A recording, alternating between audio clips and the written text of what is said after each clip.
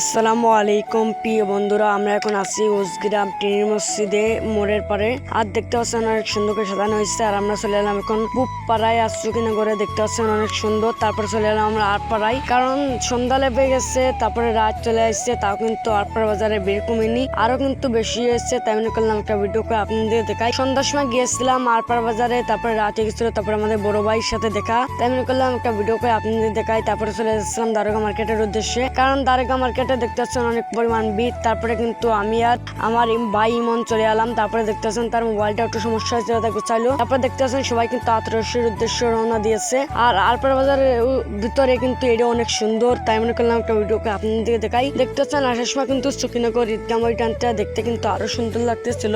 আর ভিডিওটা যে যেখান থেকে দেখছেন তাদেরকে অসংখ্য অসংখ্য ধন্যবাদ। আর সারা রাত কিন্তু তমরাজকারের দোকান খোলা ছিল। আর আমাদের উজগ্রাম মসজিদটা কিন্তু অনেক সুন্দর। তাই মনে করলাম একটা ভিডিওকে আপনাদের দেখাই। আর মিউজিক লাগানোতেই আমি এখন চলে যাচ্ছি উজগ্রাম পশ্চিমপাড়া। ভিডিও করে চলে এলাম বাড়ি, এসে ভাত খেয়ে নিলাম, তারপরে চার্জারটা নিয়ে বেরোয় গেলাম দোকানের উদ্দেশ্যে। অবশেষে কিন্তু আমরা দোকানে চলে এলাম, দোকানের সেটা ভিডিওকে আপনাদেরকে দেখালাম, দেখতেছেন। তারপরে হাত নিয়ে চলে যাচ্ছি একজনকে বাড়ির উদ্দেশ্যে, মেহেদি নেওয়ার উদ্দেশ্যে। আপনারা ভিডিওতে দেখতে পাচ্ছেন, কারণ হাতে মেহেদি নিতে হবে। অবশেষে কিন্তু হাতে মেহেদি নেওয়া শেষ হয়ে যায়। তাই মনে করলাম একটা ভিডিওকে আপনাদের দেখাই। ভিডিওতে যে যেখান থেকে দেখছেন তাদেরকে অসংখ্য অসংখ্য ধন্যবাদ। তারপরে খেতা বালিশ আর একটা কল বালিশ নিয়ে রওনা দিয়ে দিলাম তমরাজকারের দোকানের উদ্দেশ্যে, কারণ আমরা ওখানে সারা রাত থাকবো। তারপরে ব্যানের উপর বিছানা পারলাম। তারপরে কিন্তু আমাদের আরেক কাকার দোকানে কিন্তু দেখতে পাচ্ছেন আজকে সারা রাত কিন্তু ওখানেও কিন্তু খোলা ছিল, রাত 12টা পর্যন্ত। আর এদিকে দেখতে পাচ্ছেন রাত 1টা পর্যন্ত খোলা ছিল, প্রায় 2টা পর্যন্ত। তারপরে কিন্তু আমি 8টা ধুয়ে নিলাম, কারণ 8টা শুকাই গেছে।